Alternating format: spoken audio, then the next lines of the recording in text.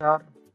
मी आपला मित्र दिव्यांग सखा सोबती रमेश राठोड आपल्या YouTube चॅनलमध्ये आपल्या सर्वांचं सहर्ष असं स्वागत करत आहे. आज आपण दिव्यांग बंधूंसाठी अतिशय उपयोगी असणारे युनिक डिसेबिलिटी ID याचं लॉग इन कसं करायचं याची संपूर्ण माहिती या आजच्या व्हिडिओमध्ये पाहणार आहोत. हा व्हिडिओ पाहण्यापूर्वी माझ्या चॅनलला लाईक, शेअर आणि सबस्क्राईब करायला विसरू नका. धन्यवाद.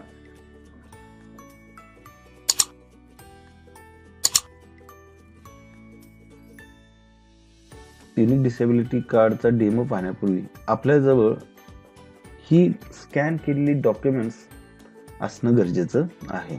यामध्ये दिव्यांग प्रमाणपत्र जे सिव्हिल सर्जन आपल्याला दिलं आहे, तदनंतर आधार कार्ड, पासपोर्ट साईज फोटो आणि सही किंवा अंगठा स्कॅन केलेला, हे डॉक्युमेंट्स आपल्याजवळ असणं गरजेचं आहे. चला तर मग मित्रांनो सुरुवात करूया. UDID चा फॉर्म भरण्यासाठी UDID हे गुगलमध्ये सर्च करा. सर्च केल्यानंतर इथं खूपशा वेबसाईट येतील, तर आपल्याला या वेबसाईटकडे जायचं नाहीये. आपल्याला फक्त www.स्वावलंबनकार्डगव्हर्नमेंट.in हे जिथं लिहिलं असेल आणि त्याच्या खाली UDID PARD जे लिहिलं असेल त्याला क्लिक करायचं आहे. क्लिक केल्यानंतर तुम्ही युनिक डिसेबिलिटी ID या वेबसाईटवर जाल. तुम्हाला जर हिंदी भाषा बरी वाटत असेल किंवा तुम्ही हिंदी भाषेमध्ये कम्फर्ट असाल तर तुम्ही हिंदी भाषेचा ऑप्शन चूज करू शकता. अदरवाईज तुम्ही इंग्रजी भाषेमध्ये कंटिन्यू करू शकता. तुम्ही जर थोडंसं ओव्हरलुक केलं तर या वेबसाईटवर दिव्यांगासाठी असणाऱ्या विविध योजना, या कार्डचे फायदे आणि वेगवेगळे फोटोज, शिवाय ह्या कार्डबद्दलची सद्यस्थिती आणि तुम्हाला जर काही अडचणी आल्या असतील तर त्यांच्याशी कॉन्टॅक्ट करण्याचा नंबर, त्यांचे ईमेल ID इथं उपलब्ध आहे. तर जास्त वेळ न घालवता आपण काय करूया, तर आपल्याला दिव्यांग UDID काढण्यासाठी जो फॉर्म भरायचा आहे त्याला आपण सुरुवात करूया. आपण आता पहिल्यांदाच या वेबसाईटवर आलेलो आहोत. इथे log in, departmental user log in आणि रजिस्टर हे 3 ऑप्शन आहेत. सुरुवातीला आपण रजिस्टर या ऑप्शनला क्लिक करूया. रजिस्टर या ऑप्शनला क्लिक केल्यानंतर पर्सन विथ डिसेबिलिटी रजिस्ट्रेशन हा फॉर्म ओपन होईल. या फॉर्ममध्ये तुम्ही वेगवेगळ्या भाषेमध्ये भरू शकता, फक्त मराठी भाषा इथं उपलब्ध नाहीये. तुमच्याकडे जर ऑलरेडी डिसेबिलिटी सर्टिफिकेट असेल त्यासाठी एक वेगळा फॉर्म आहे, डाउनलोड फॉर्म, म्हणजे फॉर्म भरल्यानंतरची ती स्थिती आहे. तर आपल्याला सुरुवातीला नवीन फॉर्म भरायचा आहे. हा नवीन फॉर्म कसा भरायचा हे आपण जाणून घेऊया. सुरुवातीला आवेदक नाव म्हणजे ऍप्लिकंटचं नाव लिहून घ्या, कॅपिटल लेटरमध्ये लिहा.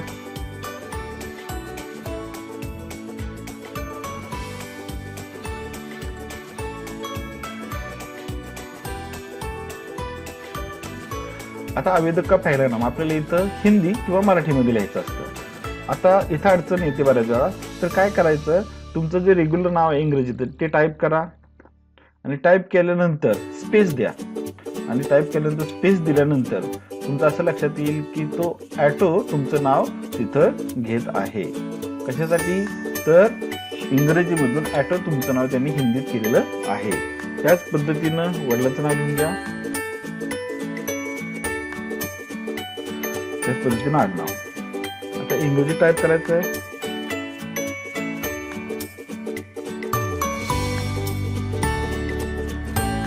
डेट ऑफ बर्थ सिलेक्ट करून घ्या.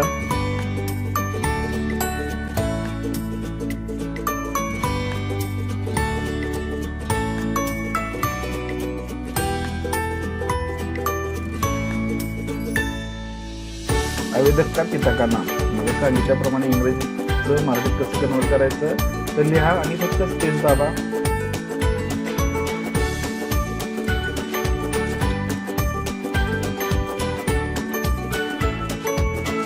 जेंडर सिलेक्ट करा, मेल फिमेल जे योग्य असेल ते. मोबाईल नंबर टाका.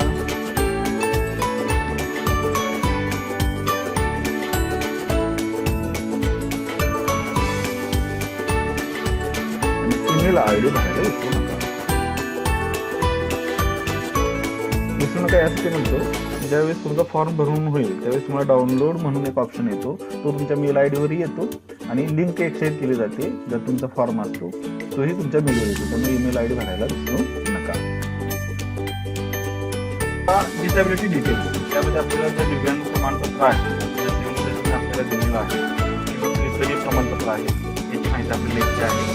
तुमच्याकडे प्रमाणपत्र आहे का? इथे येस दोन ऑप्शन आहेत. येस म्हणायचं आपल्याला येस असल्याशिवाय आपण दिव्यांग प्रमाणपत्र UD ID कार्डसाठी ऍप्लिकेशन करू शकत नाही. दिव्यांग डिसेबिलिटी प्रमाणपत्र तुम्हाला अपलोड करायचं आहे. हे अपलोड केलेलं आहे. याचा रजिस्ट्रेशन नंबर लिहा, हे डेट ऑफ इश्यू लिहा, कोणत्या तारखेला हे दिव्यांग प्रमाणपत्र तुम्हाला इश्यू केलं गेलेलं आहे.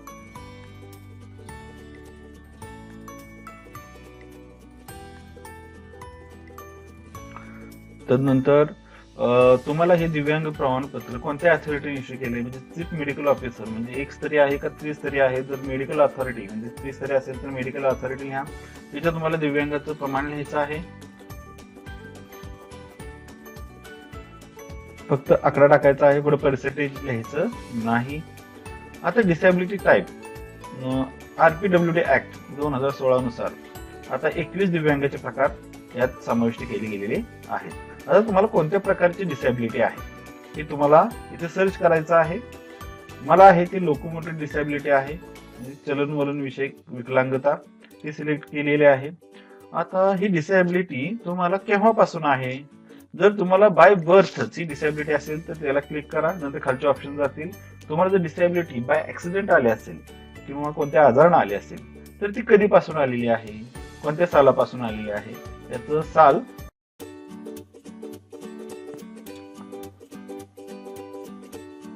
तुम्हाला डिसेबिलिटी कोणत्या कारणाने आली ते कारण लिहायचं आहे आणि कोणत्या अथॉरिटीनं तुम्हाला हे डिसेबिलिटी सर्टिफिकेट इश्यू केलेलं आहे.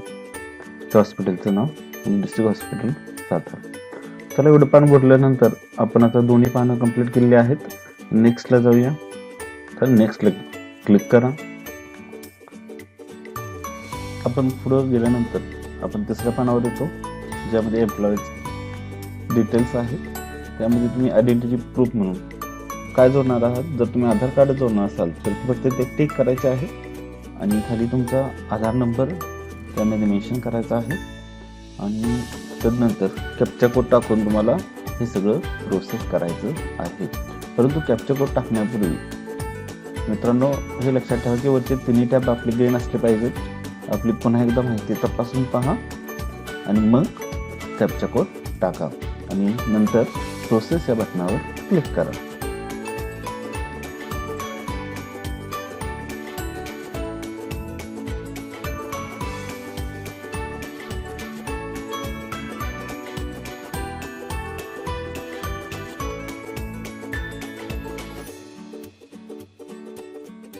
बटनावर क्लिक केल्यानंतर तुमच्या समोर person with disability application review, म्हणजे तुम्ही जो भरलेला फॉर्म आहे त्या फॉर्म बद्दलची माहिती चेक करण्यासाठी ती माहिती पूर्णपणे चेक करा. पूर्णपणे बरोबर असल्याची खात्री करा. जर वाटलंय चुकीचं काय वाटतंय तर एडिट ऍप्लिकेशन मधून जाऊन पुन्हा ती माहिती एडिट करा. एडिट केलेली माहिती पुन्हा एकदा चेक करा. पुन्हा नेक्स्ट नेक्स्ट नेक्स्ट असं करत जावा.